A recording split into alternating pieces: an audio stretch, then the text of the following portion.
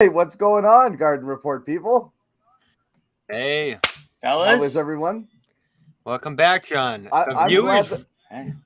John, you're looking golden. I'm glad the buddy. store is still open. What is That's all that? I'm glad you guys are. I'm glad we're still open for business. Are you just bathing in like No, oil? man, that's just I tan like this, like through. You don't do tan SPF, do through you? the windshield of my You've car. never heard of you know, like I don't even. No, man. Trust me. I'm not. Me too. I'm not trying to Me get too. this way. This is how the. I'm over here melting. Yeah, I'm putting SPF No, cream cheese on. This is every, how the every Greeks day. do it. I love Bobby in Vegas with the cream cheese on. Oh yeah, I had it. Bucket hat was on very tight. It was dangerous out there. I walked by a guy with like tomato red face, and I was like, "That can't be me." Bobby lived. Yep.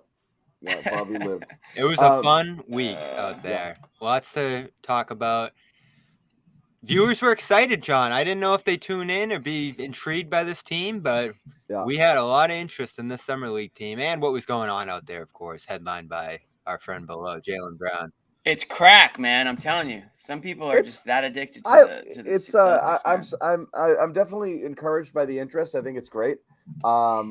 And like, you know, it's off seasons are always great because it's like the promise of like, you know, something new, something better. You know, you end a season with disappointment and it's like, okay, Porzingis. Okay, let's see if this Walsh kid is good. So we'll talk about that. We'll talk about whether we think the Celtics are better off right now than they were when they ended the year. We'll talk about Jaylen. Yeah, we'll talk about summer league stuff. Yeah, summer league. he ain't talking about you. He ain't talking about you. Summer league musings from Bobby, who was down there, and I want to know the clubs you went to, Bobby. We'll talk about Grant. Yeah. And we'll talk about all of it, but we're going to start with Jaylen, who is somewhere in Europe. Yeah, I believe so. You don't know where? I haven't seen him posting out there, so I don't know if he's there yet, but I didn't hear exact country. I mean, Europe's pretty... Is he in Serbia or is he in England? I don't know. Yeah, we'll also talk about FanDuel, America's #1 sports book. You can sign up there.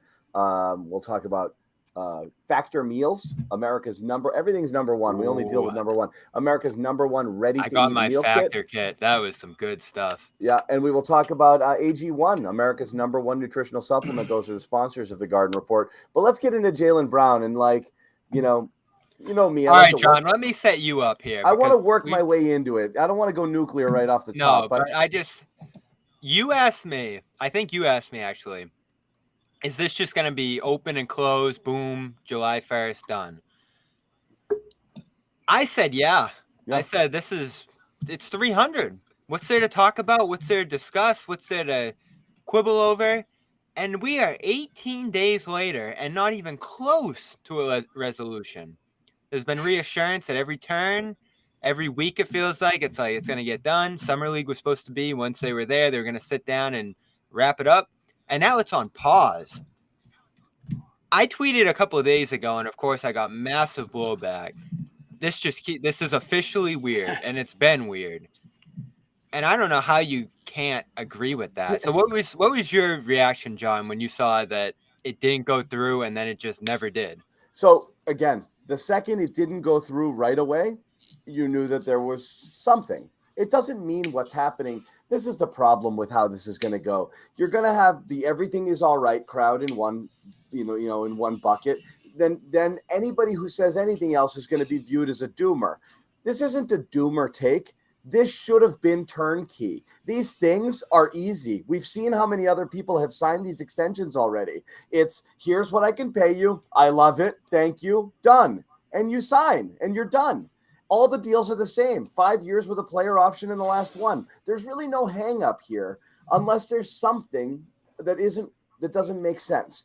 And either the Celtics are trying to convince Jaylen to not take the max instead of 35% of the cap, 30, 31%, whatever that is. We've seen that happen in some instances before. I think Clay, there's a couple others. And then there's the only other thing is Jaylen's willingness, so you wonder, like, which of the things is holding it up? Because You don't even need Jimmy, an agent in the NBA. Huh? What's that? Jimmy's fooling around with something down there. Jimmy, are you twisting things? Stop. I didn't realize it. I didn't know you could hear. I didn't even know my audio was working. I got people telling me that my audio is not matching up to my mouth. If we had Timmy Bottle Caps here producing, he'd be all over your shit right now. So come on. Yeah, I know. All right. Back on your train of thought. Go. Nothing. I mean, so we're all here for you, John. Go. It's weird, right? We don't know why it's weird, and it's weird. And it still might end up getting done, and all of the nothing to see here crowd will be like, see? But it doesn't mean it was fine all along. It just means... He can't go to Europe? What? Oh, he can't take a trip to Europe? Works for the NBPA. Yeah. On the other side of you can't go to Europe is the crowd that's saying, like, why isn't he just sitting at home learning how to dribble? You know, like... less swimming at the bottom of the ocean and more dribbling his way through Prague right now. Yeah, that's fine. If he's gonna go to Europe, fine. But I want to see him dribbling the entire time. On like cobblestones too. Yeah, with the ball taking weird bounces, and you got to learn to control European dribbling is a whole different animal. Yeah, that's a good place to do that out there. I found it weird from the start. There isn't much to haggle over here. The latest you're hearing is player option, which I understand. If the Celtics want to have some flexibility, I don't understand that. Well, I'm about to explain it.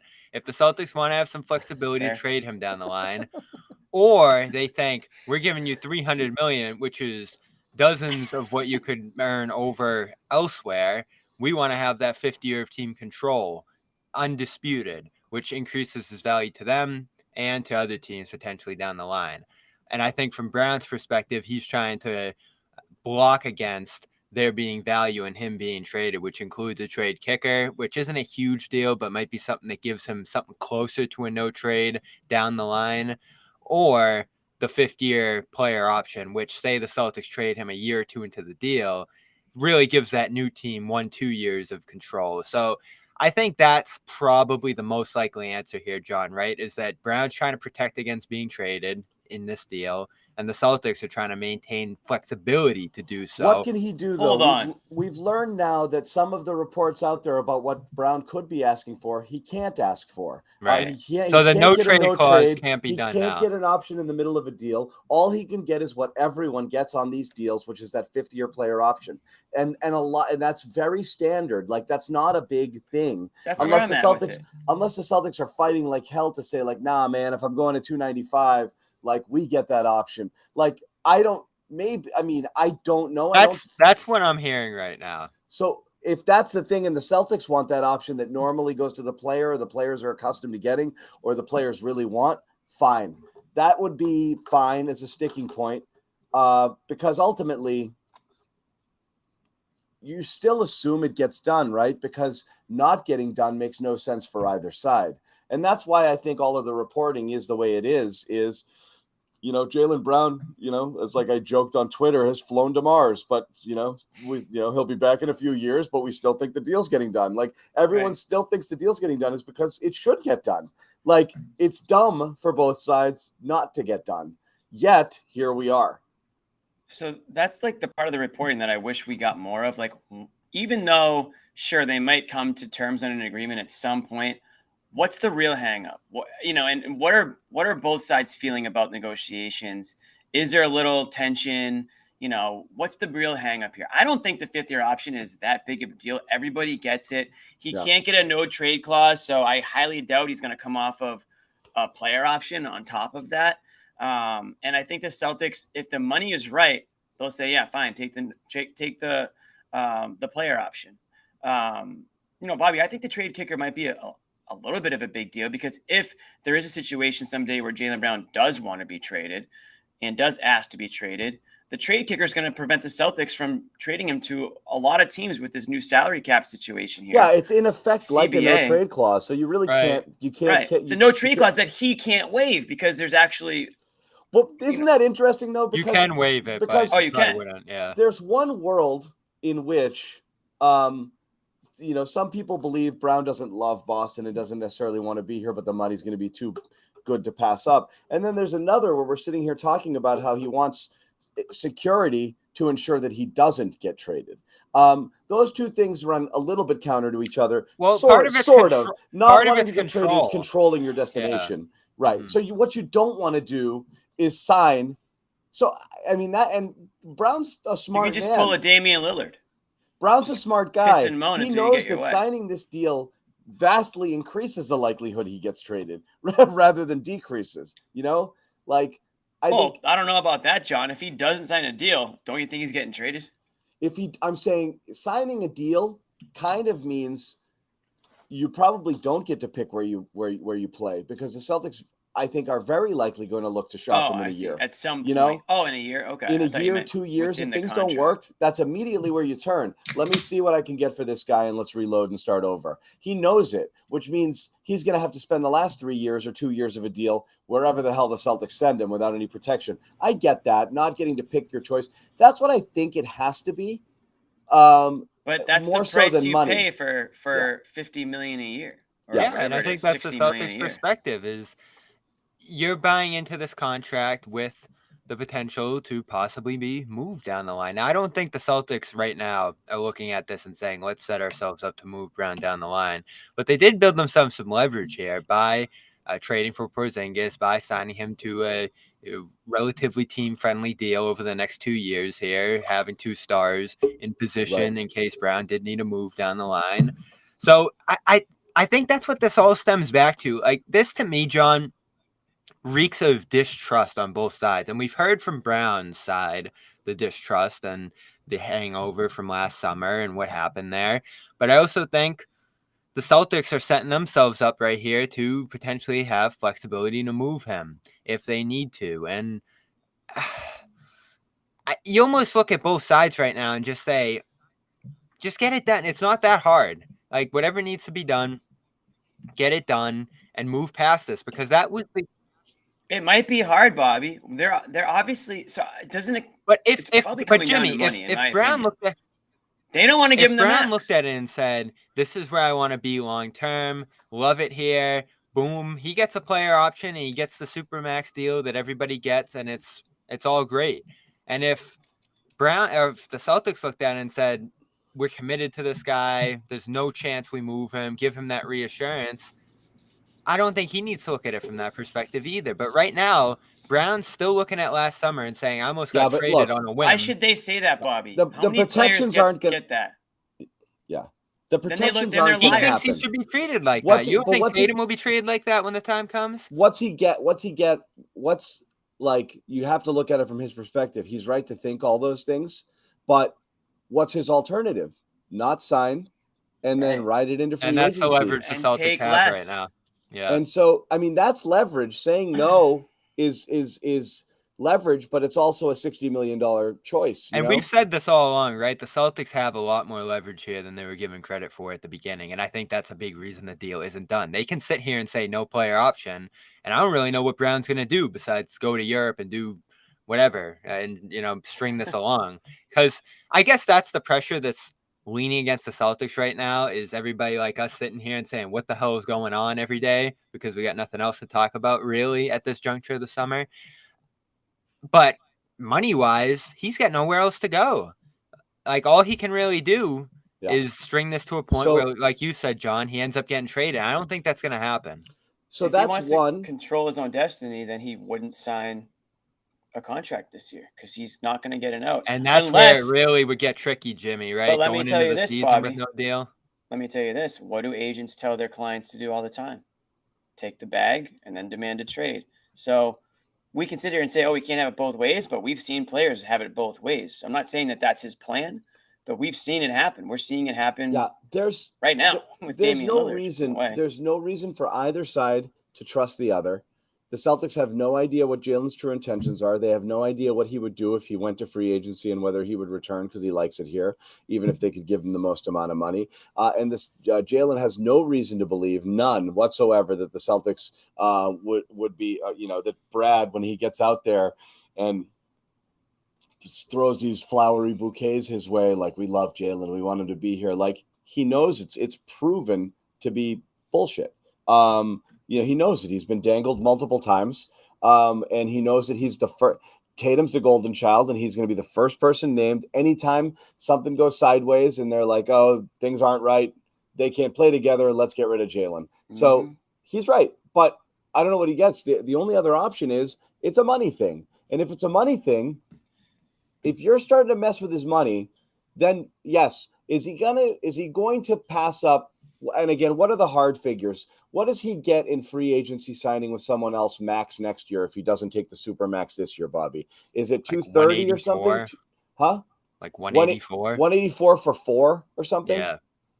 Is that what it comes down to? So he's leaving a big chunk of change on the table. A lot of money. Yeah, that's not an option. He can't go to free but agency. If the Celtics start to say, well, not 295, but how about 245? And then you do the math on that over 5 versus 184 over 4, and he thinks, nah, I'm going to bet on myself, you know? So, like, there is a number. Go to Florida, go to Texas, don't pay a tax. Go to a place that doesn't have income tax. Go somewhere where where you're comfortable that they're building around you, where you're the guy. There is a number that it just goes low enough for Jaylen to say, I can leave that on the table, and to get. I'll still come back here if I want, but I want to be able to control my own destiny. So they are playing with fire a tad. Yeah, but do you really want Brown more disinterested in the situation than he already is? You don't want it, but ultimately, like, the reality is this. You know, and we joked about it, and I caught a lot of crap for saying, like, where I rank Jaylen among the players.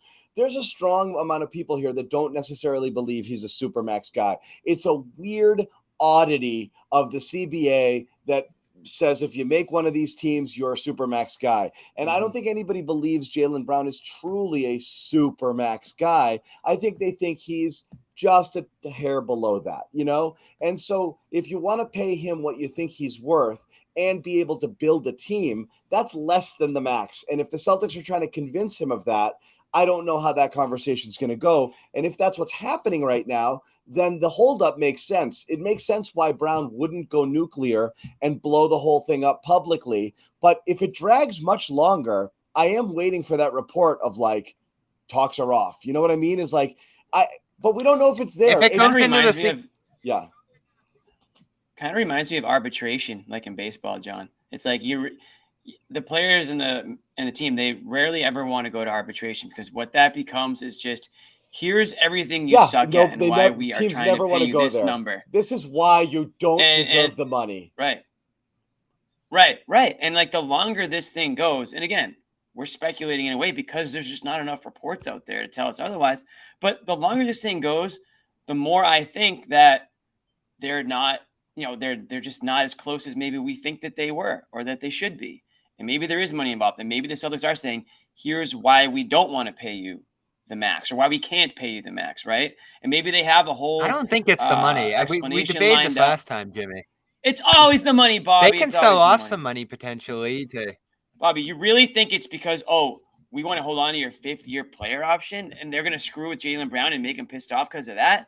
The guy could ask for a trade in 2 years. Who cares about his 5th-year player option? Well, at that point, it'd be ownership. And is ownership really threatening a star player here over some luxury tax? Because this is the guy you want to pay luxury tax to keep. You can trade Brogdon if you really want to cut your luxury tax. That's not where you should be cutting corners on, is one of the stars you want to keep here. So you have to ask, do you really want to keep him?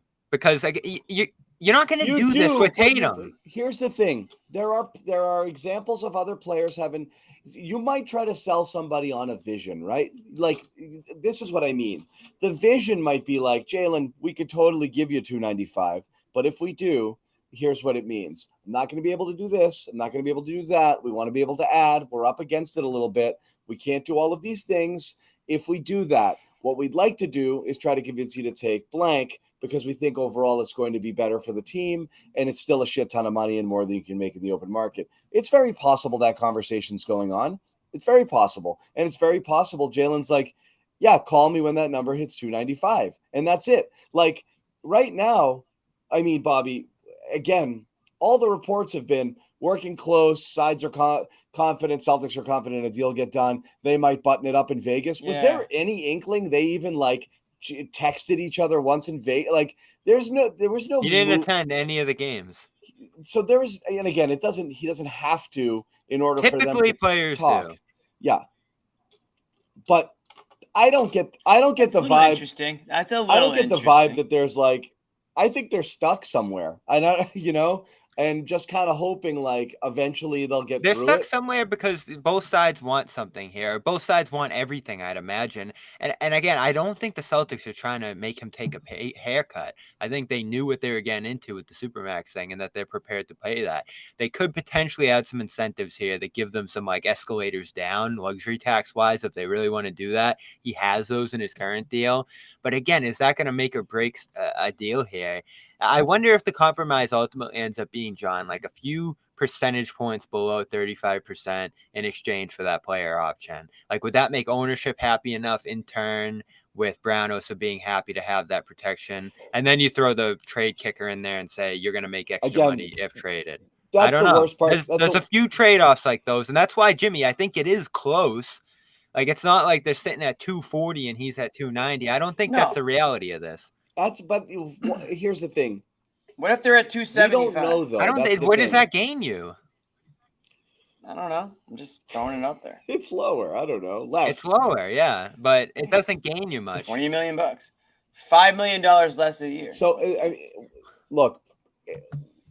Again, it sucks having this conversation without having details, what the sticking points are. So you're forced to speculate, and all of this could be so off base, and it could be like, he's trying to negotiate, an extra 5 tickets for his family. Like it could be so minor and basically done that there's no concern on their end. That's absolutely within the realm of possibility, but it still is weird because this should have been easy and it's not. Which means, again, we don't know if it's a problem yet, but it's not normal. It's not a normal thing. It's something. So the longer it drags on, the longer you wonder. And again, like I said, if and when it gets struck, everyone will be like, I told you so, and whatever. And that's that. Right. And that's how these things work. But, we'll keep talking about it, as it goes on. And I'll get your closing thoughts on Jaylen before we switch topics. What's our promo these days, FanDuel? What do we got? Boston, as always. For is it bonus bets? I believe so. Bonus bets. Let's do it. $200. So get in on the action here and take your first swing. What's the only game in town right now? I guess it's baseball, right? And the Red Sox are threatening, right? They're 10-12. Oh God, this is the worst. This is the I'll worst be heading honest. into trade deadlines, by the way. When they start to when you get this fool's gold, string together a couple of wins. And they've played some bad teams too. A few Oakland series, Chicago. But anyway, they can go on a run coming up here, though. I'll be honest, guys. I'm like slightly. Okay, we'll talk about the Sox in a minute. But again, take your first swing on at betting on MLB FanDuel and get 10 times your first bet amount in bonus bets. That's up to $200. That's right. Bet 20, you will land $200 in bonus bets, win or lose. $200 you can spend betting on everything from the money line, over under, whatever, who's going to hit the first homer. And it's all on the app. It's safe and it's easy. And all you have to do is go to FanDuel.com/Boston to sign up to get those 200 in bonus bets. Once again, FanDuel.com/Boston. FanDuel, the official partner of Major League Baseball and the exclusive wagering partner of the CLNS Media Network. As always, you have to be 21 and over and present in Massachusetts. The first online real money wager, as we said, has to be 20 in order to get that 200 in bonus bets. Refund, the bets are issued as non-refundable bonus bets, expire in 14 days. If any sort of concerns with a gambling problem, Hope is here. You can go to gamblinghelplinema.org or call 800-327-5050 for 24/7 support. So again, check it out, FanDuel.com/Boston. Gotta be in Boston. And sign up today. So final thoughts on Jaylen Brown before we move the conversation on to some other Celtics-related matters, including Grant Williams, some of his comments after his departure, and we'll talk about Summer League as well. We'll check in briefly on Joe Sway. Let's see where he is. Last we saw Joe Sway, that's what his Wi-Fi looked like. Live from Brockton, Joe Sway Pavone, everybody. I think he's strangled himself in his headphones. We've seen a lot of bad Wi-Fi performances from Joe Sway's router. This This is off-season Joe this is Sway number Wi-Fi one. performance. Yeah. I don't even know what to make of this anymore. It's concerning long term because you want them to be on the same page here, right? And if this does go into camp, I mean, you've seen this in other situations too here, and I know there's a couple of things going on in the NFL on this front, different scenarios, but this is a big distraction come training camp, and it's going to linger throughout the season. It's a disaster. If it doesn't get done, it's a trade. I mean, it's a abandoned ship. And he's tough to trade now. So this is Brown's leverage in turn. What's the Celtics leverage? No one else can really pay him this money. What's Brown's leverage is he can continue to make this look pretty messy here by just sort of evading the talks. Yeah. And like you said, John, the day we hear talks are off until the end of the season, it's like alarms left and right. And that's risky from his standpoint, right? Because if he gets hurt, that money's gone. But if he comes out and does what he thinks he's capable of this year, you have to think that the Celtics would have to come around with a substantial offer in unrestricted free agency. And, he'd be the biggest free agent next summer by far. Can't go out there and get a lot of money. But at that point, the threat is leaving for nothing, and that would be an absolute disaster. So these are little things, it seems like, that they're haggling over here, but the methods that both sides could flex here to potentially exert themselves are pretty substantial. So you just want to see them get it done. Like if this just comes across the table in a week, Supermax done, I think everybody would be happy with it. And I think both sides would be happy too. So I don't get the postponement and all the haggling here. Well, that's why my antennas are up, because someone, it feels like, is going to leave the table unhappy or not as happy as maybe that's the thing wanted to be when this started. The next thing we hear is it's either done or we've got a real problem, because right now all we've heard is it'll be fine. I don't want to hear they're talking. It'll be fine. He did this. It'll be fine. We still expect it to get done. Mm-hmm. It'll be fine. No, that's fine for the next month, John. But once September comes around, it's camp time. I don't want to hear, this could happen at the end of the year, free agency. We're saying, like, you can't just keep kicking the can down the road at a certain point. Now, they retain the Supermax rights all the way into free agency, Bobby? Yes, but the extension needs to get done by October. So you can't extend them during, like, there would be a day that talks have I know, but I'm saying if you don't extend by October, at the end of next offseason, you've still got that Supermax hammer. Yeah. Yeah. So again, it's still a big hammer. Right. And you're taking $100 million hit if you're Brown. Even like the state tax stuff we kick around at that point, John, doesn't really close that gap. What's the most? Sorry, I think we already said this, but what's the most Brown can make on like another team aside from the Celtics? 184, I'm almost certain. Let me double check that number exactly. So we're not even in the same stratosphere of what you can earn. It's a ginormous advantage over leaving in free agency, mostly because the Celtics can pay him 5 years and other teams can pay him 4. Right. I mean, it would be pretty foolish to go. We've seen it. Unfortunately, we've seen athletes kind of screw themselves by not taking a contract when they could. Then they get hurt, and then they have to do like a prove it year. And I'm not saying in basketball, but in any sport, really, we've seen it. So it would be kind of foolish to leave all that money on the table and play the season through with the distractions, with the constant questions.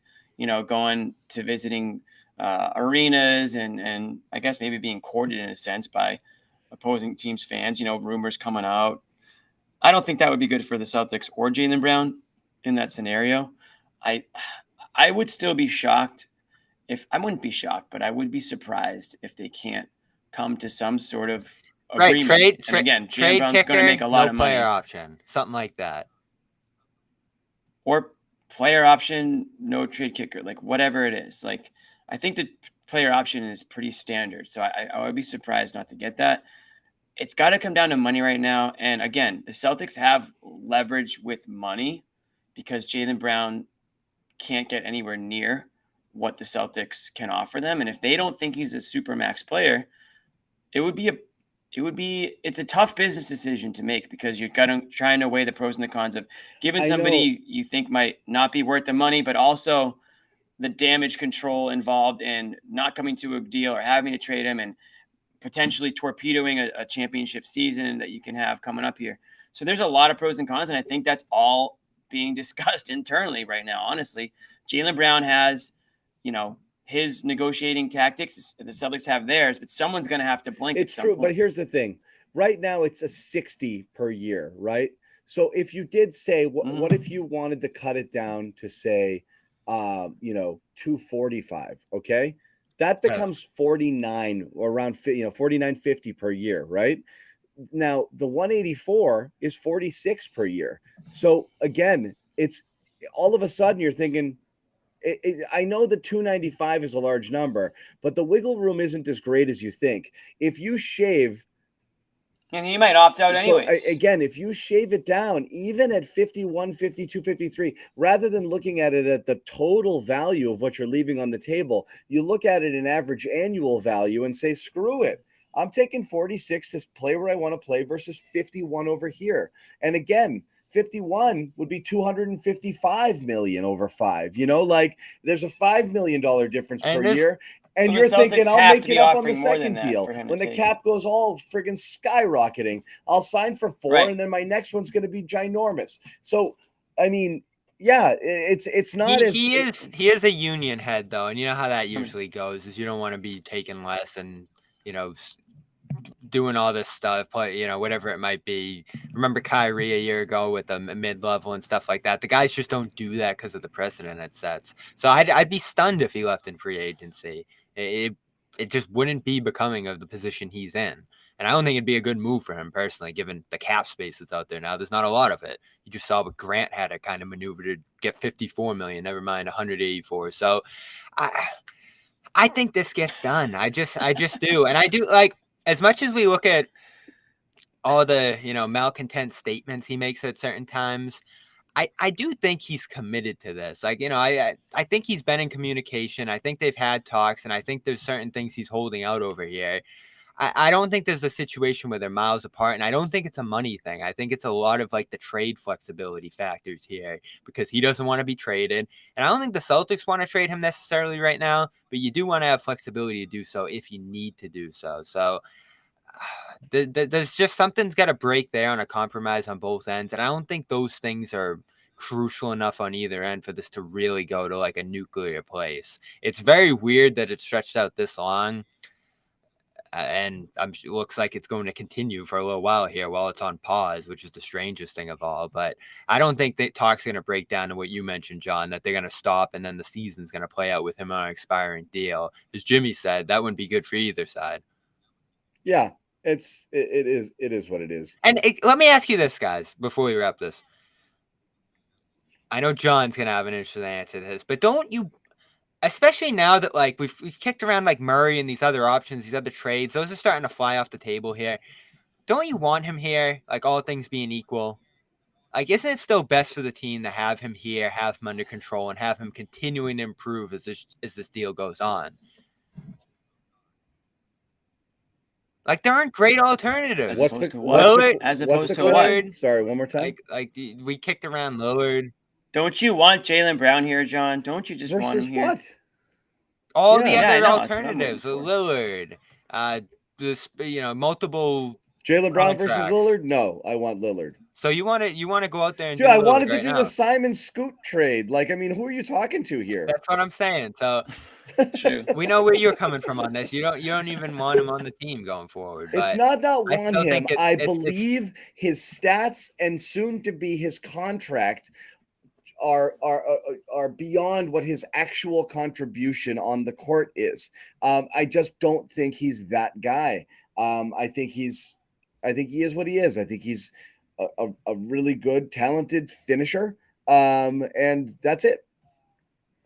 That's it. And it's hard. It's a hard thing to do. We've been over this a million times before. It's not insulting to say Jaylen Brown is really good at the hardest thing to do in basketball. He really is. But I don't know that he does much else. And I think you can get something that might help your team more and have more money and more flexibility to go in other directions. Or you could have traded potentially for a KD or a Lillard legit top 5-10 superstar. Hey, you know what I want to do. And had done that. I would have done either of those things. But now you're in a position where you're paying him like a top 10, top 15 player. And I don't believe you're getting that return anymore. That's it. It's not personal. It just, That's kind of where I'm at. I just don't think he belongs. He's going to be the highest paid player in the league, and I know it's just going to be temporary, but I just don't think he's anywhere near where he should be in that sense. And so, how does that make it difficult for the Celtics to build a team down the road, right? I mean, you're going to have to do the same thing for Tatum. And so I understand what Jaylen Brown brings to the team. I also understand where he kind of lacks when it comes to what the team needs at times. And the bottom line is these guys have come up short the last few years together. And now we're just supposed to give everyone all the money available possible and with a big smile on our face and just assume that everything's going to be better. Well, yeah, I don't everyone think that way. I'm intrigued as anyone by the Lillard possibility, but everyone has flaws. Like you'd be trading Brown's flaws for Lillard's age and injury status and whatever risks might be happening there as well. Towns, like these other guys that you'd potentially flip him for once he's making $50 million salary. There's risks everywhere. Yes, you can, but now it's harder. And yes, that's a tricky thing here too. But I think what we've seen this summer already is that they do want to keep him here and that it's not necessarily easy to swing a deal for him on a 1-year deal to be able to get something substantial back. I mean, I talked with Heiken out there, did the podcast on, from the Portland perspective in Vegas. He thinks they wouldn't even want Brown in Portland. They'd have to offload him in a third team, to like a Houston or something. So like the contract status he's on right now makes it hard for him to trade in some sense too. You missed your trade window. I think if you'd gotten the Durant thing done, or as I said a couple of years ago, recognized you'd be here now and determined, I think Jaylen's excellent, but I don't know if I want to go down that road. And if I have to supermax him, I think that's more than I want to pay. And I'd rather get cheaper and younger and more versatile now and have more flexibility later. You could have made that. Like I said, a Halliburton type trade 2 years ago is one I suggested and was scoffed at. But regardless, one like that, one with a Murray package, and it doesn't matter that those were the options. You trade him as a star and get Mikal Bridges picks and another player, or you trade him to get the star. Instead, you have him and he is your star, whether or not you believe that he truly is, and you're paying him like one is the highest paid player in the league. And that's that. And I have questions too about how this big three is going to play together in terms of who has the ball and who's sacrificing in that sense. That's another layer of potential. Don't call them I hate that. Three. It's whatever you want to call it. The best 3 players on the team. Is that it's a bigger three than one when we were trying to shoehorn Marcus in there. Let's at least say that. Yeah. Wow. We'll see. Come on, John. He's still in the city, I think. I miss Marcus. I really do. Yet. For most of my Marcus criticism was really just pushing back on people that were trying to overestimate what he actually was rather than just appreciating it, which was a guy who loved playing here and a guy who left it all on the floor and a guy who was like good with the media, who was just a likable dude, and like loved being a Celtic. Like I miss that already. I really do miss like having guys who want to be here. Right. It feels like everybody's a mercenary on this team right now. Yeah. And you lost another one, I think, in Grant Williams. You did in Grant. I wanted your reaction to that, John. We kicked it around, the sign and trade, 3 seconds coming back, one of them being a swap. He goes out and gets $54 million, not quite 20 a year, but he got into the teens in the end with Dallas and ended up on a really good team with a starting role. Yeah, I got no problem with trading Marcus the player, but I miss Marcus the guy already. I really do. I agree. And I think they're gonna miss, like you said, they're gonna miss the fact that he embraced the city, the organization. He did play tough. I think they lost some toughness with him and Grant. That's one of my big concerns actually about this team. Are we transitioning into like Grant trade? So I was going to transition a little bit into Grant, and just to put a bow on it. Like I think the crap, where is it? Sorry, I was looking for my stuff. I think like the Porzingis trade naturally sealed Grant's fate, and we all kind of knew it, right? That signified that it was done, especially when you knew you were extending him. There was kind of that money, right? That's kind of where we're at with it. Yeah, but it started a long time ago with the benching in February, really, is the beginning of the end of his time here. And even back to last summer with Gallinari, this team never seemed to want to keep Grant. And his role got phased out during the year, which I thought was strange the whole way through. Disappeared in the playoffs, despite when he got those stints, played well in them, and Brogdon gets hurt. He's suddenly back in the rotation. I thought he played decently in the East Finals. He's always going to get the crap for the little headbutt with Butler. Whatever. I like that. I think we all like the little bit of burst of intensity he showed there. And for this team, he always tried to lead them. Always tried to instill himself, maybe a little bit too much in some ways. And I'm sure Dallas fans are already alarmed by some of his comments about being a ball handler and being a guy who sets up others for this Mavericks team, which I wouldn't love hearing if he was coming in the door here. But I thought he was just a rock solid player for this team, and they're losing him for a couple seconds when they could have kept him at this price. This is the price that was kicking around in training camp that they seem to want to keep him at. And I know things change and you get Porzingis and it's a different dynamic in the front court now. Horford's back for 2 years. But just like Marcus and everything you said they're going to be losing with him, John, I think you lose a little bit of that here too. And it was put to me in an interesting way.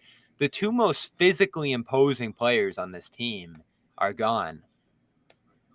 Like Porzingis, like he does some things that are nice. He's not really a physically imposing guy. No, you're right. They're not. There's no. White There's too. no beef. You can argue White's a better defender than Smart if you want to, but he's not a more physical defender. He can't guard fours. He can't guard five. So you lost something here in these two guys. There's no beef at all. I want to ask this question, though, and I think this ties a little bit into Brown. I want your guys' reaction. I'm going to play back a clip from Brad Stevens during the Porzingis press conference before the Grant Williams stuff was decided, when people were asking, what does this mean for, the team trying to build and trying to spend now that you've spent all this money? And here's what Brad said then. I mean, we're really lucky. We've got the green light, right? To continue to add. I think the biggest part for us is making sure that we are, smart about building a team, right? And obviously you're always looking at it from the standpoint of, this year, but also down the road. But I do think that, again, we're fortunate that, we were deep into the tax last year. We'll, be into it this year and have the green light to continue to do it.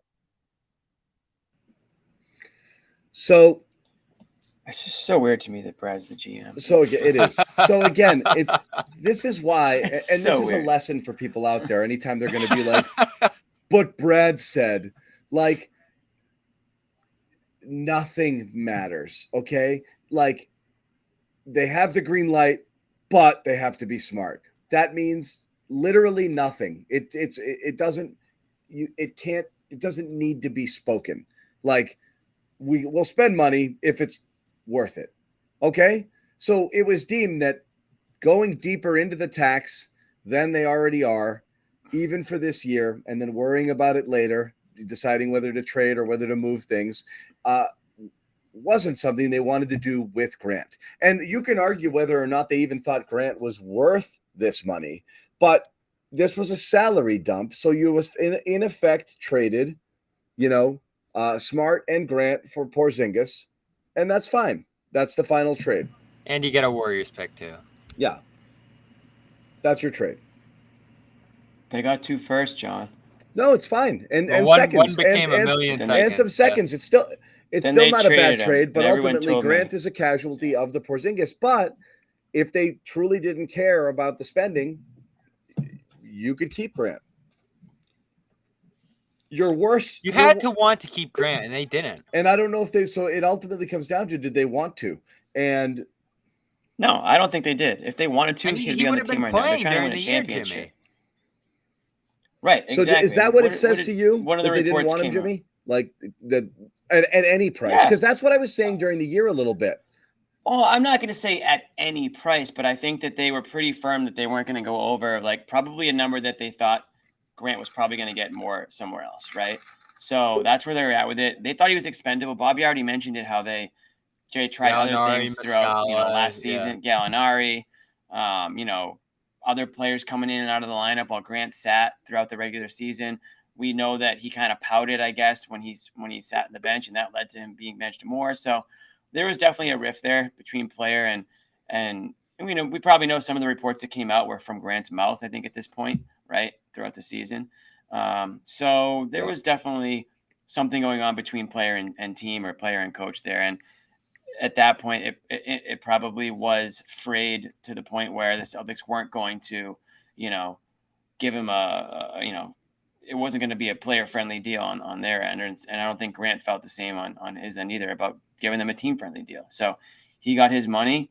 Celtics said, okay, we're going to look elsewhere. They got a guy like Porzingis now, who I think we can all agree is a much more talented, skilled player from all over the court on the offensive end. But like John said, they lose a little meat. I think they lose a little toughness. They're not a tough team at all. So I don't know how that's going to affect things, especially in the playoffs when you do need to be tough and play harder. So those are some things that I'm a little bit concerned about. But as far as Grant's concerned, we talked about it on a previous show. We kind of gave him our send off, but I thought that he had one good year on this team, one good season. That's it. So for all the people out there who want to act like Grant is this $15 million player, I don't see it. I mean, and not a knock on him. He's a great guy and again, another great personality.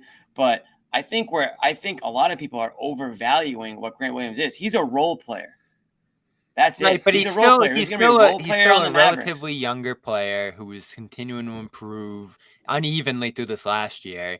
But you thought at a certain point, or at least I thought, that this was going to be the 4 after Horford career winded down. And now you're starting so many over guys in the league, Bobby, take off after like 2 years. They just take off. They're a star, right? That's not Grant Williams. He had one good year. He was benched in his last year on the team, a year that they could have definitely used him. They had championship aspirations this year, and the guy was DNP. And I didn't agree with it the whole way through. And every time he'd go in there, he'd play That's well. fine. You didn't agree with it, but apparently the Celtics had seen enough. And it was always strange to me. And that's all that John, matters. He started the season pretty hot. It was like 50, 40, 90. All of a sudden, 20 million's flying around. Maybe some of that stuff annoyed the team. Yeah, maybe you guys threw 20 million around. I've been right. They were probably annoyed by that. I stuck on my line on 12.5 to 13 was what he was worth. He's a mid-level. He got the most he could get. They're fortunate Horford can keep filling that gap. He's a mid-level guy, who you can pay, pay on a multi-year deal. But like beyond that, you're not going to pay 20 million. You just go get a mid-level guy for 1 or 2 years. No, they went and got a minimum guy in O'Shea Brissett, who I love. Not another team with money could say, I'm not giving Grant more than what mid-level money is because I think I can get his value in a mid-level guy. The cap space teams really didn't go near him, but that's restricted free agency too. Like teams don't want to tie their cap up, especially before the moratorium ends. So he got killed in that sense. One thing I wanted to mention with Grant, which cracked me up, he does his little kind of goodbye and farewell interview. I forget, was it with The Athletic or Globe? I can't. Who was he had that a couple. He did one with Athletic. Okay, so one he was talking about the ribbing that he and let me try to pull it up. Hey, I don't want this this comment to disappear, and it's not really what we're talking about, but it is slowly creeping up. No, Wood's what is the comment? It says, not sure if you guys mentioned this, but do you guys think of Kelly Oubre and Christian Wood? Also, I feel like wings and bigs are a focus, but our guards don't look too solid to me. We added project free agents. That is from our friend. Don't see Wood. Oh, yeah, no, me neither. And I think Oubre could be a Schroeder thing. Like, he got the MLE, but maybe Oubre is down to the minimum at a certain point and wants to go on a team he could play a little bit with and win with.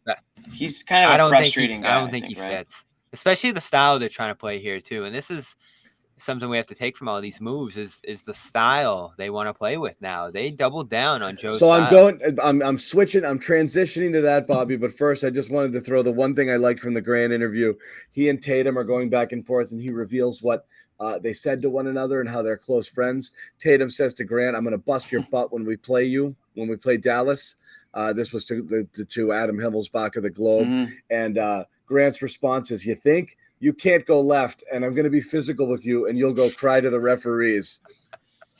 The entire Tatum scouting report. Grant's got it right here. You can't go left. I'll bump you, and you'll just go cry. So funny. You can already imagine the Grant Smart revenge games next year. It's going to be so good. Real quick, we're going to tell you, we're going to switch over to Mazzulla ball and why Somebody doubled down on it. There's a report, something from Brian Windhorst that we're going to talk about in a little bit about just what Joe Mazzulla's standing is in Boston. So hang on, we'll talk a little bit about that and Bobby's favorite topic, Mazzulla ball. But first off, we want to tell you about another one of our sponsors, and that is Factor Meals Kit. Okay, and I know Bobby's going to talk about it because he just got his in the mail. Bobby's on the go; he doesn't have time. Yeah, especially getting ready for Vegas. They came in, big shipment of them. What'd you get? Oh, the chicken and broccoli I loved. You had a couple like pasta dishes mixed in there. There's so many options, and you get some breakfast stuff too if you really want to. And again, it's quick and it's easy. So again, it's the summer. You're on the go. You're looking for wholesome, convenient meals, and you have these super active days, and you just don't have time to cook, nor do you want to crank up your oven to 500 and let her rip in the kitchen. So Factor Meals, America's #1 ready-to-eat meal kit, can help you fuel up fast, flavorful, nutritious, ready-to-eat meals. With Factor, skip the trip to the grocery store, skip the shopping, the chopping, the prepping, the cleaning, all of that stuff, and just get it done. Factor's fresh, never frozen meals ready in just 2 minutes. Their shakes, by the way, incredible. Heat it and eat it and get back outside and enjoy the summer. Try to get some color, Jimmy, okay? You're cooking too much. I think we got a little graphic here. These were incredible. Yeah.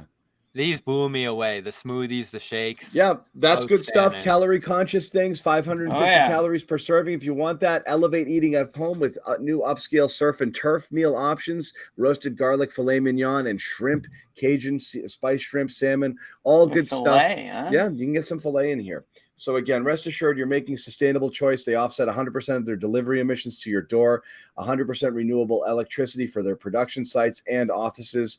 Just another thing to throw in there. So again, head to factormeals.com/garden50. Use that code garden50. Get 50% off your first box. It's worth it just for that. Just try it out. See if you like it. 50% off that first box. Terrific deal. Terrific meal. Skip the cooking and take care of it with Factor Meals.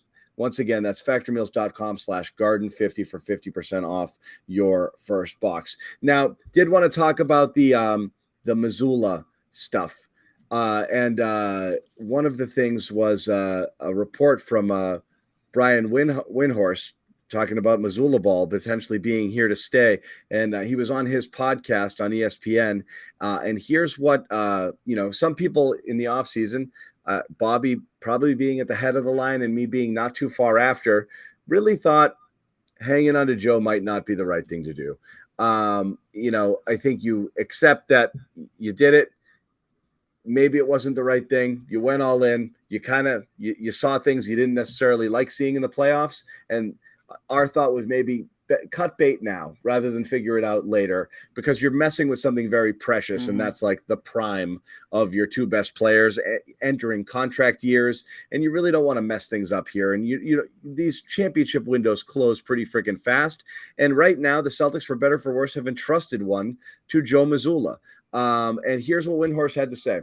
Not only was Mazzulla never in trouble, Brad Stevens' biggest moves as president of the team has been to lean into more of the way Joe Mazzulla wants to play, which is high volume 3-point shooting and offense over defense. Isn't that something too, that last line? Because he would dispute that. And this is the back and forth we had all year was, are you emphasizing offense over defense? No, the defense is number 2. And then Brad said this too in the exit interview. The defense was number 2, but it slipped to 10 by the end of the year. And you had an outcry from 3 players specifically, Grant, Smart, Brogdon, that they need to get back to defense, that they need to get back to double big, they need to get back to the style that they played with before. And I think a number of other players co-signed that as well.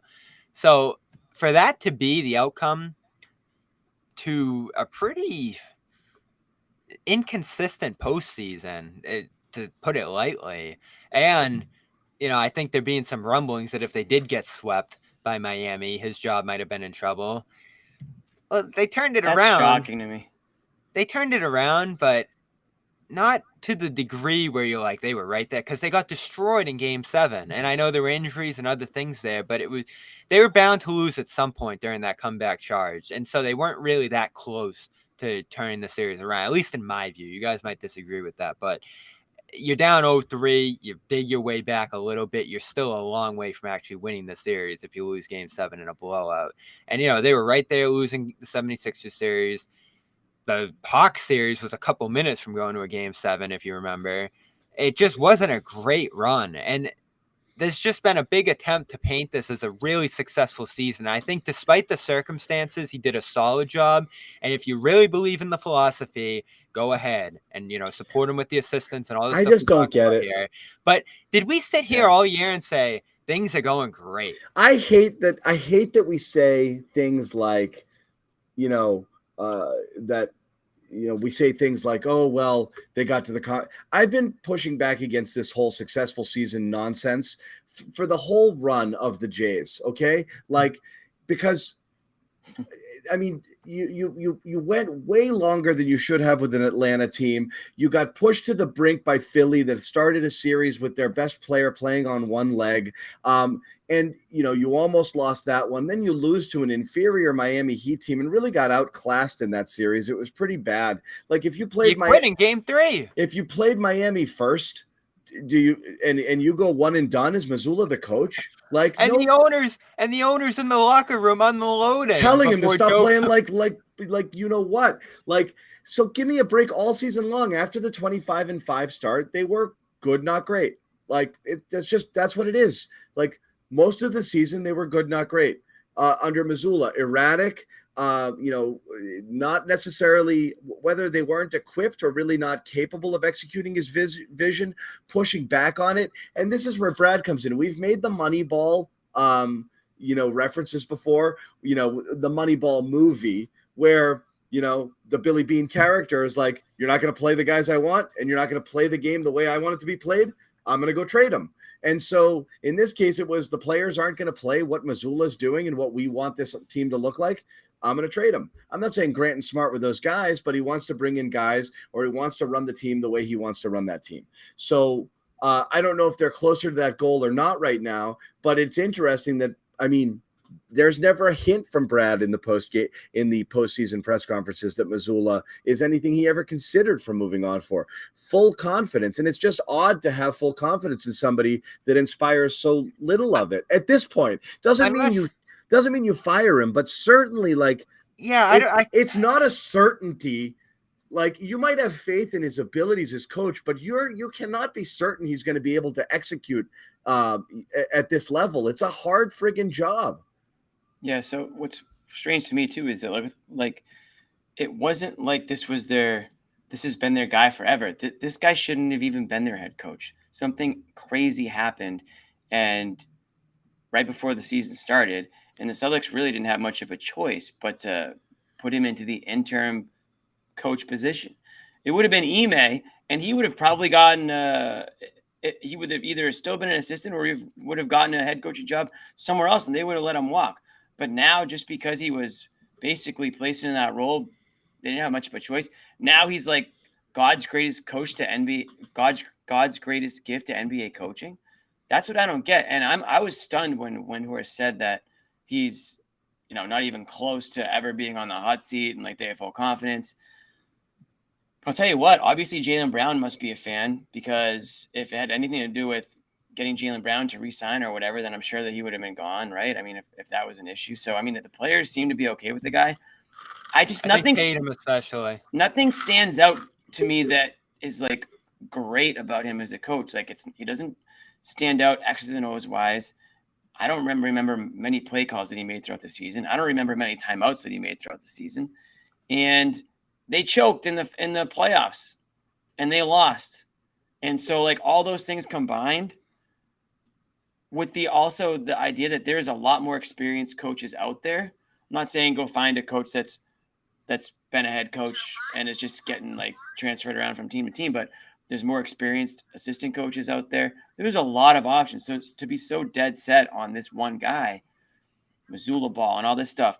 Okay, wow, he likes offense over defense. Wow, that's really riveting. There's tons of coaches that have had that philosophy over the years. Can I pull this up too? Because I talked to Sam Cassell out in Vegas, and obviously it's been a big deal that they brought in a couple high-profile assistants here to work alongside him, and they keep stressing like, oh, he's going to learn, and now he's got some support and stuff like that. I found this quote really interesting, from Cassell, because I think it reflects what we're talking about here. Cassell said, I just told him it was an honor. I hadn't even heard from anybody else. It was an opportunity that I was looking forward to, and I think Joe's an amazing coach. I'm here to just help them enjoy that. We have a great team, and I won't change his mentality. That's who he is, but I'm going to help him enjoy it a little bit more. That's all. So even like with the assistants that they're bringing in, they're stressing that like, we're not, you're not here to try to like adjust Joe's style. Like, this is what we're doing. Is Sam acknowledging that Joe was an absolute nervous ball of, just a wreck last year with enjoying it more because he was so hyper focused on what was going on? Right. Yeah. I thought that quote was very telling there, that like these assistants, they're not going to change things. And even Charles Lee, very similar system in Milwaukee to what the Celtics are doing here. Yeah. But here's the thing. Both Jimmy and I agree. And I loved Kevin Durant's tweet, last week about offense wins championships. I fully, wholeheartedly agree. You can't ignore defense, but you need to have, a good offensive players, good shooters, and a good offensive system. So I have no problem with putting a great amount of emphasis on getting players in here that can play that style of ball, provided they're not an absolute turnstile, on defense and can't compete on that level at all. But also, John, they need to be able to score in more ways than one. But exactly, it can't just be you've just got guys who hit threes, and right now, there's not. It's just a team that doesn't know how to get easy buckets, doesn't get enough of them. One of the strangest things about Jaylen Brown is how infrequently he gets to the line for a guy that goes to the basket as often as he does. They need to find, and they brought in Porzingis, who again is kind of more of a shooter, So that's my biggest question: is Porzingis just going to be exclusively spotting up like Horford was? Or are they going to post him up? Are they going to work him in between? I don't know. In that press conference, and you were there, John, it did seem like they're going to get him his post up. They talked about the post, but they were asked specifically about the post up. Right. Where actually one of Joe's moments in that press conference, hey, what are you going to do to the really good post player like Porzingis, to try to get him the ball in the post? He goes, we're going to get him the ball in the post. And then Brad was like, that doesn't seem like something like, come on, Mazzulla man. would love, though. Especially, like, I know he was very efficient last year, 118 points per possession. He hasn't been that efficient in the past. In fact, he's had a couple of disastrous seasons in the past. And I talked to someone out in Vegas about this. In Dallas, they put him in the corner, and he was kind of just catching and shooting off Luka, and he wasn't loving that. And he would try to post up, and Carlisle didn't like it there, and there was this whole thing in Dallas because Carlisle's another guy who's like space, 5 out, like, real lot of movement on offense. Nobody posts up in today's NBA. It's not that important. So, yeah, is he just going to be shooting threes off the catch, Porzingis? Maybe that's what he's committed to here, but that's like when we're talking about this whole Mazzulla mindset, that's what I could picture this Porzingis experiment becoming a little bit. Yeah. Like Horford, there was a stretch where Horford didn't shoot a free throw from like mid-March until nearly the playoffs. I know that was banana. I know they're different players, but would you be stunned if Porzingis is taking like 75-80% of his shots from three here? I'm curious to see how it looks there. But I would be a little stunned. I mean, someone has to score in the paint or like inside the 3-point line on this team. Because it's not Rob, because he doesn't shoot the ball. And everybody else is just parked at the 3-point line. So, again, we saw what happened when a team was just like, hey, let's just play defense at the 3-point line and prevent them from shooting on the threes. Remember Spoelstra's quote? He did that. Yeah. Somebody in the comment section just reminded us about it, too. It's all you got to do. Yeah. Is stop them at the one it's thing that that simple. They do well. Yeah. So, it's like, that's it. So it would be pretty foolish, Bobby, if they just run it back with the same, Well, this is what worries me. And again, like, I like Joe. Like, I do think he can get better. And if they really, really believe in this, and you guys do too, the offense thing, I get it. And there were signs at the beginning of the season. Like you talked about Jimmy. What did he do? Like, did he even add to this group? When they were 21-5, I thought a lot of the things he was doing were solving issues from the previous year. But that didn't continue. And teams adjusted and they took that stuff away. And he really didn't have answers for it. They just kept doing the same stuff. And it like even got dumbed down, I thought, a little bit into the playoffs in terms of like ways they were moving and all that. And some of the new players are going to require a little bit of integration in different ways too. Like O'Shea Brissett, I don't love him taking exclusively 3-pointers. Like he's a cutter and all that. So they got to adjust here. And you know what? I will say, John, Porzingis being here does adjust things a little bit if they are going to utilize the post.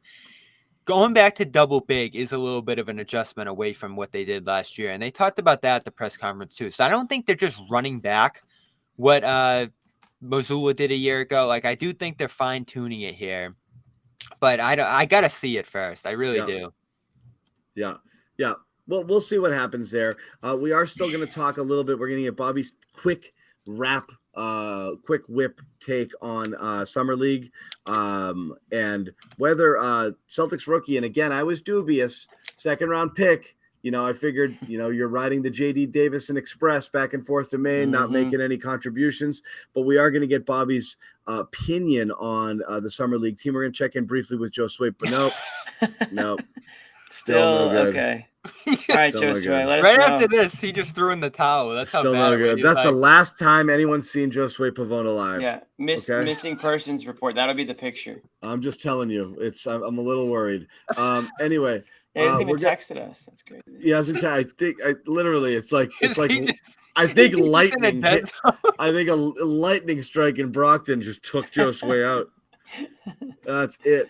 But anyway, we want to tell you. I get it. If he was at like 1 out of 100, it wasn't going to happen within the hour. Yeah. Okay, we're going to tell you about.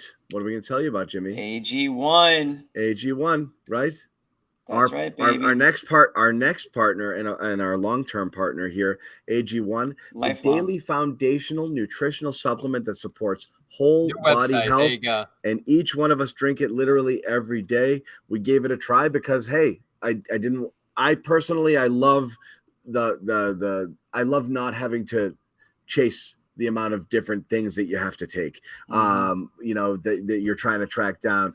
And it covers all of your nutritional bases every day, better gut health, boost in energy, immune system support. AG1 does it all. It's one scoop. You just adaptogens, you drop it in a cup of water and you are off and running. It is really easy to kind of work into your daily routine. You do it first thing in the morning and you're off and running. It's great. It's diet friendly. It doesn't matter if you're keto or, vegan or whatever. It fits into all of those things. So again, just one serving every single day. It's all you have to do. AG1, terrific nutritional supplement. So get in on it now. All you have to do is go to that website at the bottom of the screen. That is drinkag1.com/garden. There you go. John can't read. Yep. 1 free year supply of vitamin D and 5 free AG1 travel packs with your first purchase. I have the travel packs and I have like the pouch. Travel packs are awesome in the summer because you're on the go. You're going away for the weekend. Your little vacations. I'm going on a bachelor party this weekend. I'm going to take 2 of my AG1 travel packs with me, so I will still be healthy despite deleting roughly 1,000 beers. And go get yourself you support AG1 or Factor Meals. We'll send you a Garden Report t-shirt. That is a guarantee. And we also have a merch store starting to kick up with I believe, as you saw on Twitter, we have the makings of bucket hats and some other things as well. Let's quickly get a Celtics Summer League recap. I was wearing it, by the way, in Vegas, the phenomenal hat. Yep. Looks good. Popular. Yeah. You take any pictures, Bobby? You kiss any babies out there? Yeah, we ran into a couple fans of the show out there. Not a ton, but it was getting some rave reviews. The hat, so it'll be on sale soon. And check that out. Will you be autographing any of them? Okay, sorry. I'm more than happy to. Sorry, John. So Summer League went in. Wasn't very riveted by this team. Wasn't a lot of buzz around it. Training camp just kind of came and went because it didn't seem like anything substantial would happen with this group, especially Jordan Walsh, and that's who we obviously have to focus on here. it looked like, we talked about him on draft night. I was watching him, for a couple of weeks going into the draft as a fringe guy, a second rounder. Another guy like J.D. Davison, who was big time coming out of high school, really struggled, really had to project to in a different situation, playing a different style to think that he was going to succeed quickly in the NBA. And he was great, I thought. And again, it's summer league, the competition, all the rest. You always put those asterisks on it. Great relative to expectations, because he supposedly doesn't have Couldn't do anything on offense. Yeah, doesn't have a mature offensive game. But in the summer league, he was getting his 3-pointer off. The stroke looked pretty good. He was able to get to the basket on a couple of occasions. Defensively, though, man, he got caught flat-footed several times. He didn't look great on defense at all. He was all over the place. So the defense, wasn't as advertised out there, but weird system. They didn't really have centers. They were running a zone a lot, by the way, which I thought was interesting. I don't know if we're going to see that during the year, but they played a ton of zone out there, him at the top. But he got disruptive at times. Against the Lakers, they had a 5-point lead late. He deflected 2 balls, once in the backcourt, once in the half court to maintain that. Then he made a great cut to the basket to give them a 7-point lead. 40% from 3. I said in our videos, Sean, if he does that, and of course it's not necessarily going to translate, but if he does that, he's playing this year. A guy's shooting 40% from 3. If he hits 40% from 3, Bobby, he's going to play. But no kidding. But what? If he even taking hits 0.3 shots a game. Yeah, if he came out in the first 2 and took I think 6 a game, 6-8 a game. Look, I mean, summer league. Yeah, if he's not an abysmal shooter, he can find his way on the court. Because if he's going to get minutes, when the ball rotates over to him, he has to be able to do something with it. You can't be a 0 on offense. So for sure, if he can play, but that's provided he can play defense at the NBA level. He looked not great on defense, so he's got to button that up first. Somebody who can play NBA level defense just has to shoot okay to find his way on the court. I mean, Semi Ojeleye freaking played, and he wasn't an outstanding defender either. I mean, he's about as bad as a player as who could play significant minutes on a decent team, and he did. So if Semi is the bar, can Jordan Walsh get there? Sure. And if he does get there, that's actually a success for a second-round pick. If he's a little better than that, that's even better. But, if you have a guy who can come in and actually defend wings and knock down a couple of threes and he's an okay 3-and-D guy, yeah, that's a massive home run with pick 38. But I don't know. You think, Listen, I'm not there's a path to minutes for him this year? I do. I think, there's a need at that position this year where if he plays great, I don't think he's going to be stashed in Maine all year. I don't think he's J.D. Davison. And, the draft pick reflects that. He went in the 30s, not the 40s and 50s here. This is a guy who probably should have been a first-round pick given the year he had last year. He wasn't. So, listen, he's 19. He needs to mature physically and within the NBA scheme. So I'm not expecting him to be a major part of this team this year, but the reason they drafted him, John, is he shot really well in the workouts. That translated to summer league. Now let's see if it translates to preseason and the regular season, because that's the name of the game, especially for this team. If he can get threes up, be confident with it, and hit them, that's a great sign. And so this is all I'm saying is that given what the expectations were coming into summer league, I think he overall exceeded them well and looked pretty confident out there doing it. I think he's going to find some playing time, but I'm not going to get super hyped up about it. A second round pick guy to find a bunch of minutes that early on. Let's put it this way, Bobby.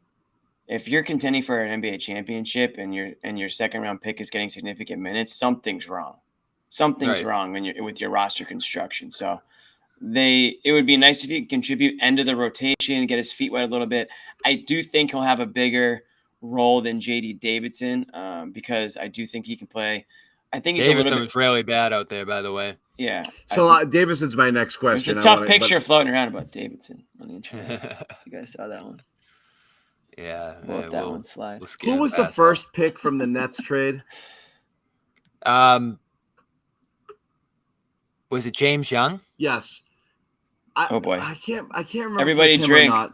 It was, yeah. Because no. I can't remember if it's him or I'm thinking of, but there was one Celtics player who, basically, in their second or third year in the league, showed up to summer league and looked worse than they did before, and that was basically it. Him. Yeah. Whether it was Young or it might be someone else I'm thinking of, but Davison I can't imagine they played Summer League 3 Davison years. looked worse than he did last year. And in Summer And League, you know that's what- bad.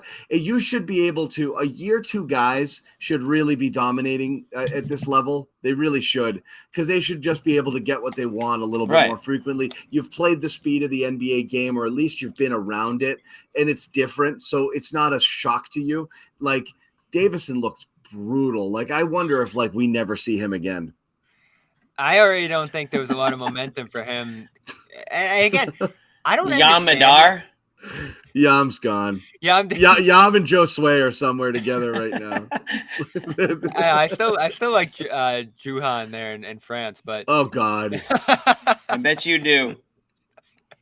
no, Davison. Goodman never loved him, which again, I really put a lot of stock in what Goodman Never said loved who? Davison. Jaylen coming out. Brown? No, JD Davison. Oh, yeah. So. Him too. So, yeah, I mean, he just came out in the first game and was throwing some wild turnovers around. He had a 10-11 turnover game at one point down there, and that was a little bit of an issue for him up in Maine last year. But I kept stressing this with people because people kept hyping him up Wow. as if he was going to have a role this year. He didn't play a minute last year. A minute! For a real minute for last year's team. And they had some nights where, guards Oh, he were played some off. scrub time. Yeah, but he never played a real minute for this team last year. And so He that didn't play wasn't- Cornette minutes. Cornette was out there. Those are early in real the year. minutes. Those Cornette are real played minutes. Those are real Yeah, minutes. So I don't have great faith in his future here, especially with Banton in here. Banton looked okay. What about in 2 Scrub? games. Scrub looked awesome, and I said after a certain point, like, Tough name. if Brad's never going to let another undrafted free agent go, anymore. right, He's just going to sign them all. Like, he's not going to have another Spruce. yeah. No, I mean, he's been in the league for a couple of years now, so Seriously. he's not a great two-way candidate. In fact, I think this was Scrub's last year they could even be on a two-way. Yeah. I heard out in Vegas that he wasn't looking to be on a two-way, so I don't think there's a ton of upside here. But he came out and shot 50% from the field and 50% from three. So if a guy does that, sign him up. You have 3 two-way spots. You're not really losing a ton by signing him up. I like that. Oh, Scrub did get drafted. He was. I thought he was an undrafted guy. He was a late second guy. He played with the Clippers and then the Yeah, Magic no, he was a last late year, so. second. I thought he was an undrafted guy. Anyway, What about Banton? Ben didn't look amazing to me. I know, again, turnovers. He's huge, so he rebounded well. The shot's not great. We knew that coming in. I don't think he shot well from 3 out there. So there's going to be some heat on Pritchard, to do a little something here. But I don't think Banton's a guy who's going to play Pritchard out of his role, it looks like. The chat He's loves still Scrub. young. I know, again, like, he came out and shot lights out down there. So if a guy does that, great, sign him up. But I don't think he's going to be a real impact guy on the team this year, especially at that position. So we'll see. He might just be part of the dynamic and development up there in Maine and, help in that sense. I think Banton's the guy you got to look at a little closely, though, because they are a little thin at the guard. And we haven't talked about this, John, but what's going on with Brogdon? Like, Brad, again, he's fine. He's recovering. No surgery. Haven't really seen him. Haven't really heard from him. So Training there's camp 2 comes things I'd around. love to hear. And this is, I said this last year too. You're but thin at that guard if he's not Brogdon is ready. one thing you want to get some positive updates sooner than later. The last thing I want to hear, which is what I feel we're going to hear, is you're going to get a Rob Williams Brogdon update about him having surgery like in late August. And it's going to be like, should be ready in time for Christmas. And like, why now? Like, so he's either fine or he's having surgery. Pick one. Like, you're going to wait it out to see if he's okay and then hope that he doesn't need surgery. I don't understand it. Number 2, I just want one fake Instagram video of Rob Williams with a basketball. Oh, you didn't see him, John? Oh, is there one? Oh, last couple of days they've been flying around. He's working with a trainer I know named Aaron. I can't think of the last name off the top, but yeah, he was putting shots up. He was dribbling around. It was your classic highlight video. How are you not sending these to me? I thought you would have seen him. I didn't. No, I've been in a cave. I've been roasting under the sun for a couple of weeks, but no, I missed that. So I want that back. Hey, did you fall asleep at a Fish concert? Is that what happened? Or Grateful Dead? That's what it was. Grateful Dead. Yeah. No, I just this is how I roll. Yeah, we'll get those out to you, John. I'll do the Jimmy for now. Ahmed heard it. He sent it to me. Oh my God. Let me watch. Oh my God, Rob. Look at this guy. Wait, what? Let me see it. No, I'm watching it. I'm not gonna get copyrighted by putting someone else's content. Here's a Look at- still. Oh my him up God. there. He just hit a lefty one-handed Oh, shot in the lane. Okay. Look at that. Looking svelte. This is better than any Ben Simmons video I've ever seen. I Wow. thought you would have been all over this, John. That's Look quite at the that. bar. He's got things flying around at him. Oh my God. This is so good. I did hear, by the way, so he's been in the So Celtics. here's the thing. Rob stunk.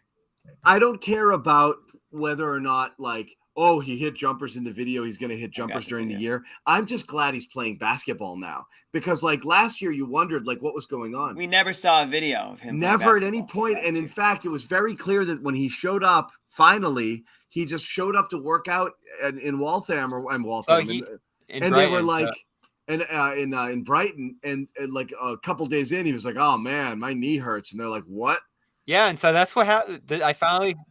Who cares if it's again? Who cares if this highlight reel is against? I just care that he's 3, 5'8" playing. white guys? I just Who care that cares? he's actually working on his game. That's the key. Because I don't think he's done any basketball related activity for the last couple off seasons. So any step forward you want to see him take on his game, he hasn't been able to do. So yeah, and he is not. He stayed in Boston after the season, which is something he didn't do last year, and was checking all the boxes and just close to the team, for that month or so after the season ended. And I think, and he's gone back down south home now, but you're seeing the videos that he's continuing that progress down there. And again, like you said, John, the way you drew it up almost was exactly how it happened. Like it was like a full summer at home, just hanging out, showed up to camp, complained about the knee, boom, surgery. So it's a completely different summer this time around for Rob, which is very encouraging. The question I just have is what kind of role he's going to have on this roster. Like I think the plan probably is for him to start next to Porzingis, but I'm not certain of that. I just don't know how that fit's going to go on offense, where one guy always needs to be in the middle of the floor. But they could be devastating defensively if they find a way to make it work. But if Rob, again, everyone knows the wild card with the health. Nobody thinks just because he's playing a little basketball in the offseason that he's going to be healthy. That's not the point. The point is entering camp in shape, because he hasn't been. I think he will. Either due to surgery or 2 years ago just showing up overweight and not in basketball shape. It was obviously not done stuff. And going in the quote-unquote lab, as the kids like to say, and actually working on some aspects of your game. So when you catch the ball, you actually might consider looking towards the basket and seeing what you might be able to do. He's he's the one, he and Jaylen are the two massive athletic edges they have on this team. He can't limit himself. He has to recognize that he can be a weapon in more ways than just a lob threat on the offensive glass. So he can do anything resembling half-court basketball that helps this team. Massive thing, but also just showing up in shape, so we don't have to say like, wow, it doesn't look like Rob can jump for the first 3 months of the year because he's working his way into shape. Right. That would be amazing. And just that's how you lose. Showing up and being able to jump out of the gym like he normally does would be great. What they need Rob more than ever, because they are so still extremely like thin at that position. Like, I don't know. They're not addressing it. They just traded Grant. I mean, you can say Porzingis is a bigger guy, but he doesn't play that style of basketball on defensive end, obviously. So they need Rob to really be ready to go to start this year. They just do. Yeah.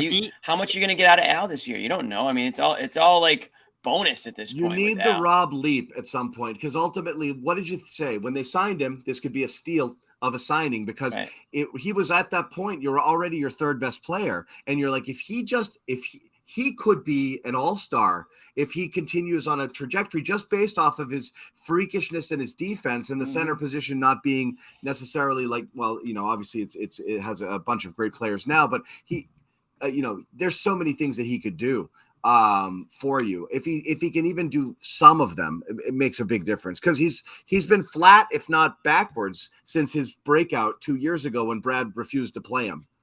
No, and there's going to be something of a competition for that fifth spot in the lineup. Like, I've advocated for Horford there because I just think it makes more sense. But if Rob comes in, as you said, John, improved, blowing everybody away, and a little more versatile, you could do some special things out there defensively, again, with Porzingis and Rob playing together. Rob playing that role he did a couple of years ago, and with White.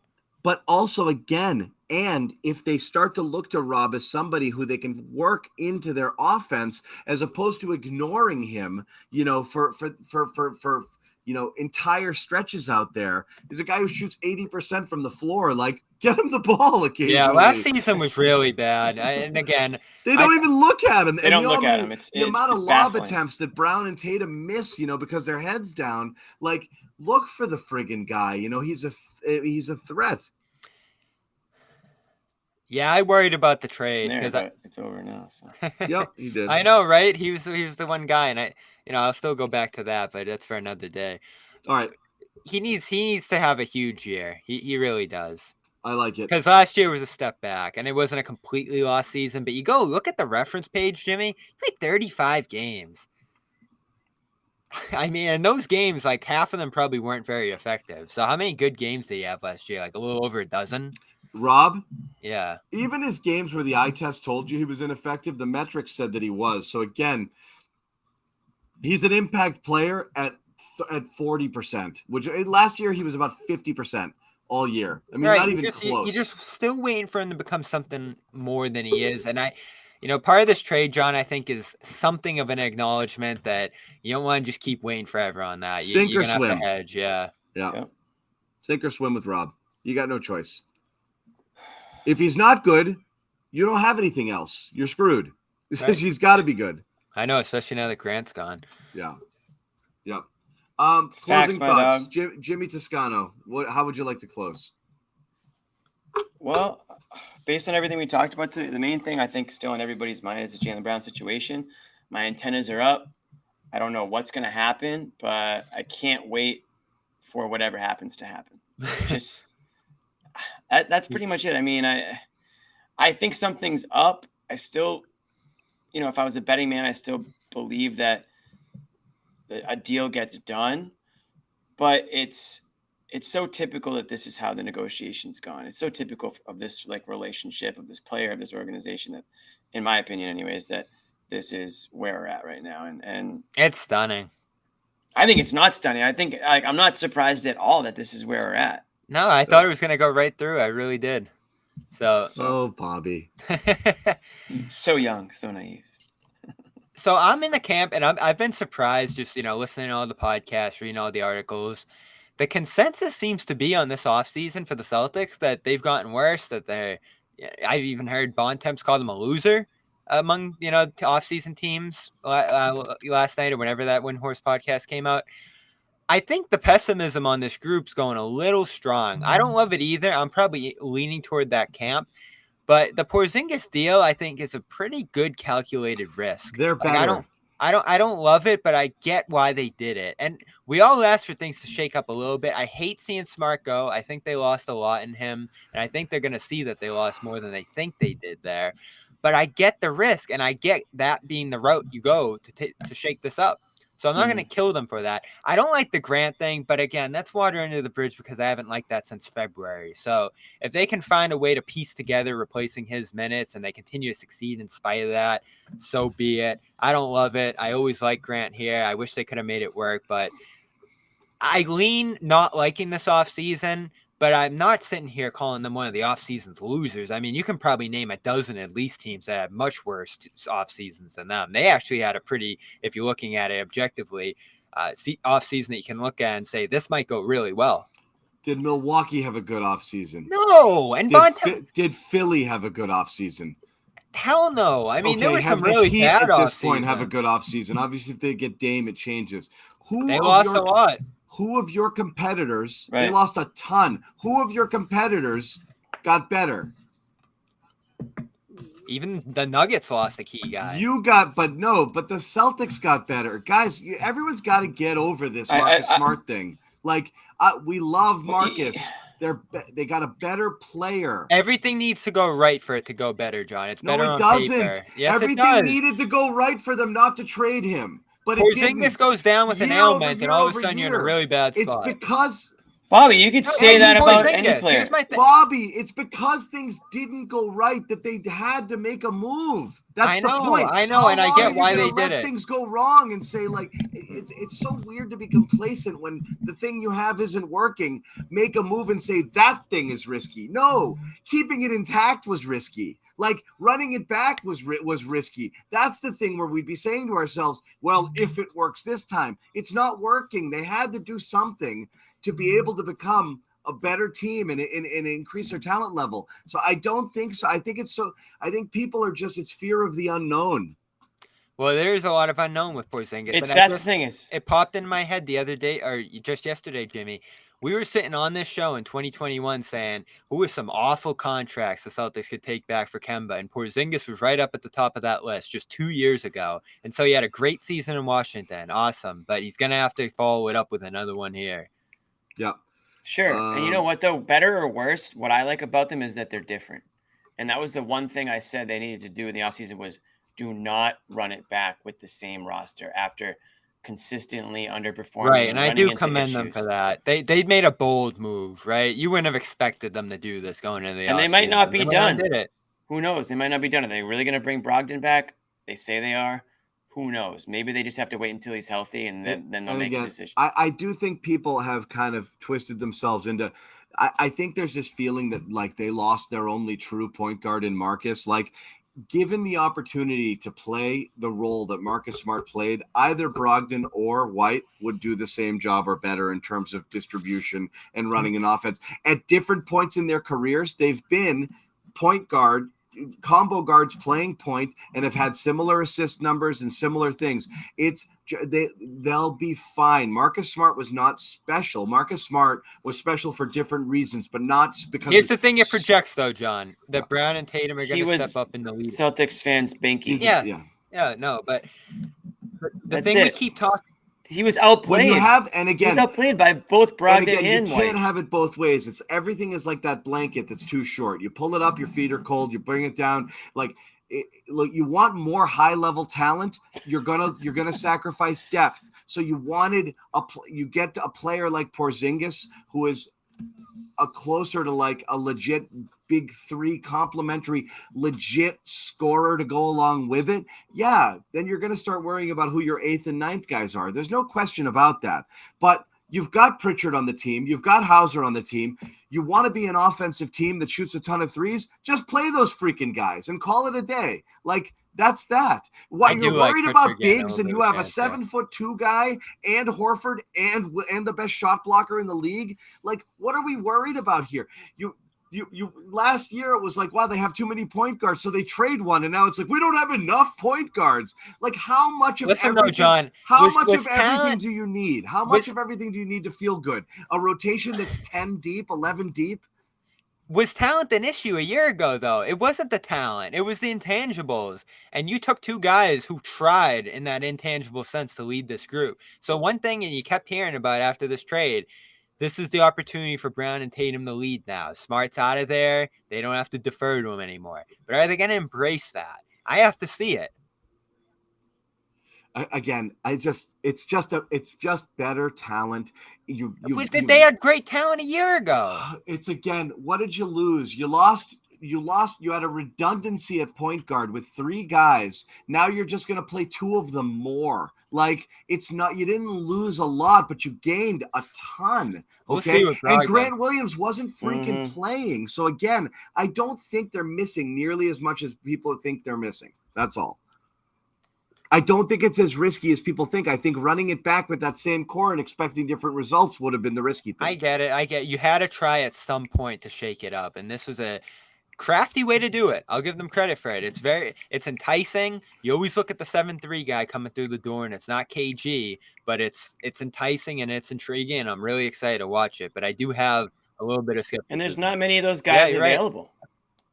Most of them don't even exist. Never mind they're available. I mean, there are a lot of things to like about him. You can nitpick his game, but 85% at the line, getting there often, 38% from 3, having that post-up season he did, and being able to pass a little bit. This could be the missing piece, but you do assume some risk in it. I hope he's an asshole, too. I hope he's just a complete asshole out there in the court, too. I don't care. I think he will be. Who? Porzingis. Good. Yeah, so speaking of which, let's bring in Austin Rivers and Kelly Oubre if we want the all-asshole team. Yeah. Done. Anyway. Let's get under some of these guys' skin. Yeah. Hopefully we didn't get under too many people's skin on this one. But I actually think the chat did like that. Jennifer, that's okay. I don't mind that you think that I suck. I don't mind. Jennifer, by the way, first time I'm seeing this name in the chat. I grow on people. Welcome. I'll just warn you. I warn you. Okay. People were really sad you were gone for a couple weeks. I grow on people, Jennifer. So watch out. Like a wart. like a wart fungus on the ball of your foot. Yeah.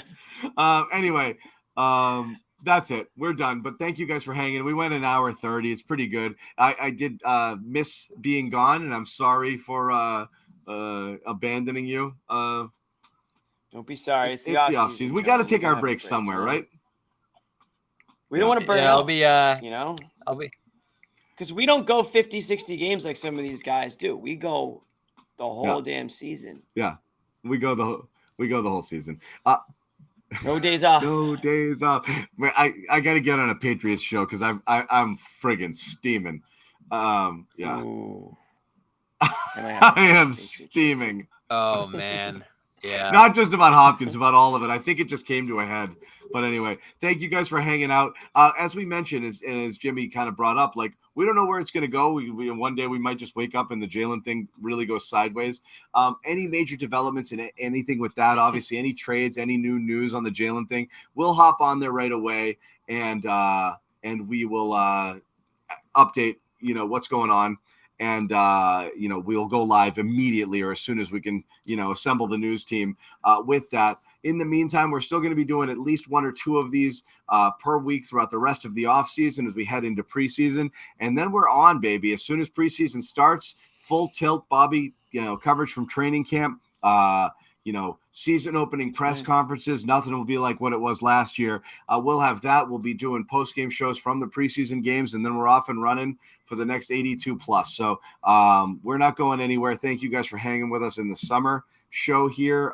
We'll, follow all of us on Twitter and then our Celtics handle. Put on your SPF. Drink your water. You're not going to look like John. Yeah. Don't try. Lather up out there. It's going to be hot this weekend. If you're going to be in Newport, I might see you. I'll be down there in Newport. I'm wearing 70, by the way, Jimmy. I don't mess around. I am. I want nothing to do with burns.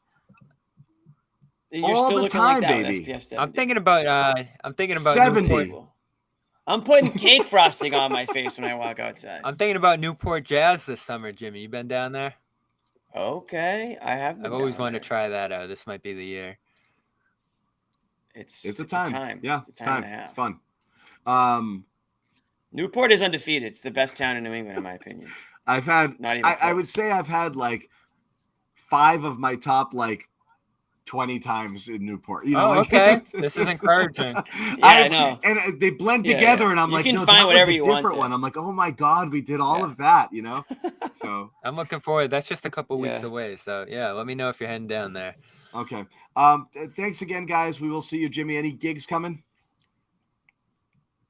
I just missed one. You guys just missed it, but I do have one in Quincy. It's called what is it Quincy? Called? All right. Quincy. I've played at Quincy a few times this summer. It's called the Bay Point Waterfront. That's August 4th. It's a Friday night, and then I'm back there August 20th. I got Hunters August 18th. I love Hunters. And I got a lot of. Come to Hunters August 18th. It's a Friday. That'll be fun. And then I've got a lot of private events this summer, John. So unfortunately, you guys can't. so it goes. I'd love to see John at a gig someday. He likes to talk. I want to. But, I've been a few. One time he even left a ticket for him. It was like in Bad Santa where a guy leaves a ticket and John showed up and just sold it. I wish I could have done that with the Taylor Swift tickets I had. Oh my God. I sold my Drake tickets. If those weren't gifted to me, I would have cashed out. Anyway. I cashed out, Jimmy. I had to. They were going for like 300. That's a good move. All right, we're out, guys. Thank you, guys. Keep it tuned to CLNS. Check our Twitter handles. We'll promote next time we do a show, or for breaking news, you can always look for us. I promise we'll be there. It's like a bat signal in the sky. We will you guys respond. know where to go. Okay, so again. We will be there. We'll be about 7 to 9 minutes late, but we will be there. We'll be there live. Yeah, and That's how the party starts. yeah, and again, should we check in one last time and see if I think Joe Sway's trying to get on. Oh, here he is. Oh, here he is. Joe Sway, final thoughts? No, final thoughts. All right. He's got the volume. He does. He's doing good. All right. Godspeed, Joe Sway, wherever